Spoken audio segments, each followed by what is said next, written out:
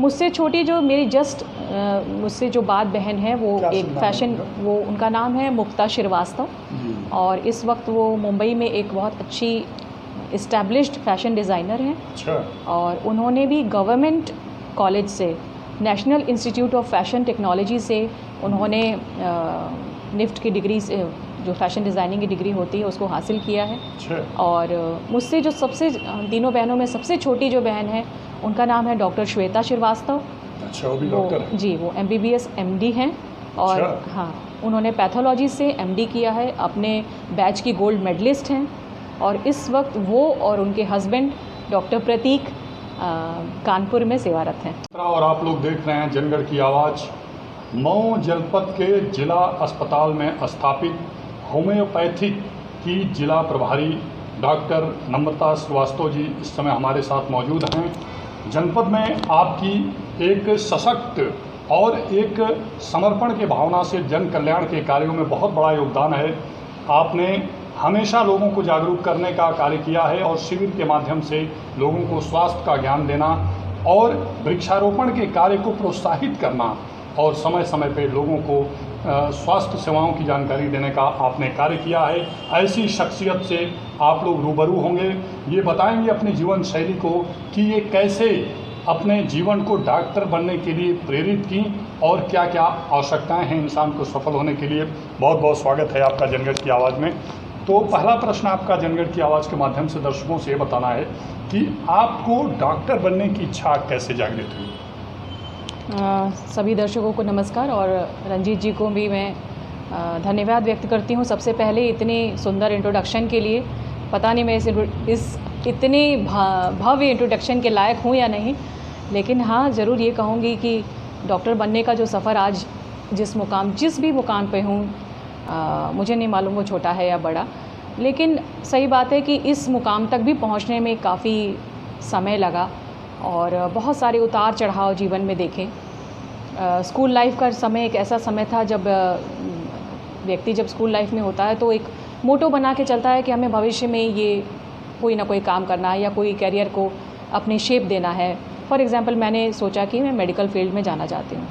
शुरू से ही पिताजी ने हम तीनों बहनों का, हम 3 बहनें ही हैं, हमारा कोई अपना भाई नहीं है, लेकिन बहनें होने के बावजूद उन्होंने कभी ये नहीं कहा कि ये लड़कियां हैं और इनको शिक्षा दीक्षा नहीं देनी है या इनके पढ़ाई के ऊपर खर्चा ना करके उस पैसे को सेव करना है भविष्य के लिए। उन्होंने ऐसा नहीं सोचा और शुरू से ही हम लोगों को बहुत अच्छी तालीम दी, बहुत अच्छी शिक्षा दी और ये मन में सपना दिया कि इस जीवन में किसी के ऊपर बोझ बन के कभी मत रहना, और अगर इस जीवन में आए हो, अगर तुम्हें भगवान ने जीवन दिया है तो कुछ ना कुछ ऐसी उपलब्धि हासिल करो जो तुम्हें तुम्हारे व्यक्तिगत जीवन के लिए, तुम्हारे सामाजिक और तुम्हारे पारिवारिक जीवन के लिए एक अच्छी चीज़ हो। इसी दृष्टिकोण को रखते हुए उन्होंने हमेशा ये प्रेरित किया कि मैं कैसे मेडिकल सर्विसेज में को एडॉप्ट करूं, और उसके लिए उन्होंने बहुत अच्छी हम लोगों को शिक्षा व्यवस्था भी दी। तो इसी तरह मेरा ये एक मोटो बना के मैं शुरू से चली कि मुझे डॉक्टर बनना है और मैंने ये प्रयास बहुत पहले से शुरू कर दिया था। अच्छा, डॉक्टर बनने की प्रेरणा आपको किससे मिली? किसी डॉक्टर से प्रभावित हुई या परिवार में कोई ऐसी बात आई कि नहीं मैं डॉक्टर बनूंगी? कहाँ से प्रेरणा मिली, किससे आप प्रभावित थी? देखिए रंजीत जी, मैं ये कहूँगी कि हमारी फैमिली में मुझसे पहले कोई ऐसा डॉक्टर नहीं था जी। लेकिन चूँकि डॉक्टरी पेशा एक ऐसा पेशा, एक इतना नोबल प्रोफेशन है जिसमें आप समाज को बहुत कुछ योगदान दे सकते हैं, और मुझे लगता है महिलाओं के लिए, लड़कियों के लिए इससे अच्छा प्रोफेशन नहीं हो सकता, क्योंकि आपको एक समाज में अच्छा कार्य करने का तो मौका मिलता ही, साथ साथ में आपको एक बहुत अच्छा दृष्टिकोण भी है। मतलब डॉक्टर का जो ओहदा है और ये कह लीजिए कि जो डॉक्टर की इज्जत है समाज में, वो इतनी ज़्यादा है कि जैसे कहते हैं ना कि डॉक्टर को दूजा भगवान माना जाता है।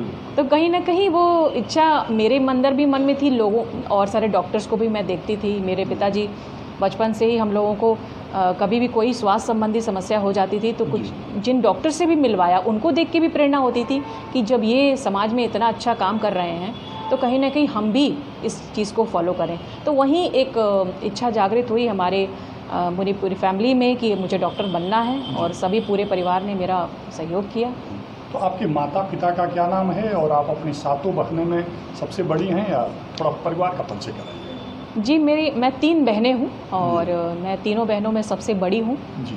और मेरे माता जी का नाम श्रीमती सरिता श्रीवास्तव है जी। और मेरे पिताजी श्री दिनेश कुमार श्रीवास्तव एक BHU से उन्होंने MBA किया हुआ है। अच्छा। और बहुत एजुकेटेड हैं। मेरी मदर MA हैं, उन्होंने B.Ed भी किया हुआ है।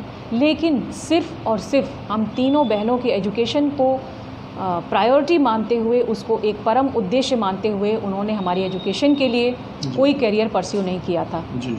और मेरे पिताजी का ये मानना था कि जो बच्चे हमारे हैं उनको हमें अच्छे से अच्छे मुकाम तक ले जाना है, भले ही हम किन भी परिस्थितियों में हैं, लेकिन हमें बच्चों की एजुकेशन को प्रभावित होने नहीं देना है। जी।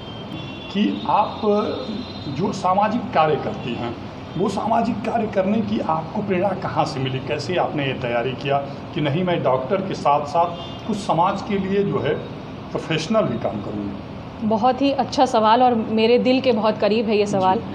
मैं अपने सभी प्यारे दर्शकों को बताना चाहूँगी कि जो भी सोशल एक्टिविटीज़ को मैंने अपने जॉब में रहते हुए परस्यू किया, वो सिर्फ़ और सिर्फ मेरे हस्बैंड की देन है। और ये फैक्ट है कि डॉक्टर अरविंद श्रीवास्तव, जो कि होम्योपैथिक मेडिकल ऑफिसर हैं, उन्होंने शुरू से ही, मतलब इनफैक्ट जॉब के अलावा, ये उन्हीं की देन है कि उन्होंने कहा कि नहीं, हम लोगों को सोशल सर्विस भी परस्यू करनी पड़ेगी। बिकॉज़ लाइफ, जो भी हमें लाइफ मिली है, एक ही मिली है। इसमें जितना दे सकते हो समाज को, सिर्फ लेना नहीं सीखना चाहिए, आपको देना भी आना चाहिए। और वो तभी पॉसिबल है जब हम सोशल सर्विसेज को करें।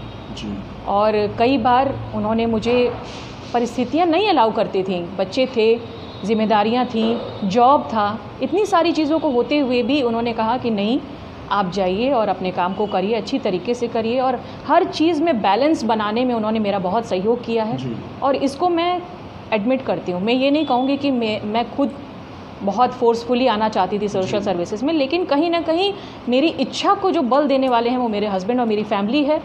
और मेरा ससुराल पक्ष भी जो है, मैं बहुत खुशकिस्मत हूँ इस मामले में, बहुत सपोर्ट करते हैं कि आप इन सारी एक्टिविटीज़ को परस्यू करिए और समाज में अपना कोई ना कोई योगदान जरूर दीजिए। बिल्कुल बिल्कुल, परिवार का सहयोग होना बहुत ज़रूरी है।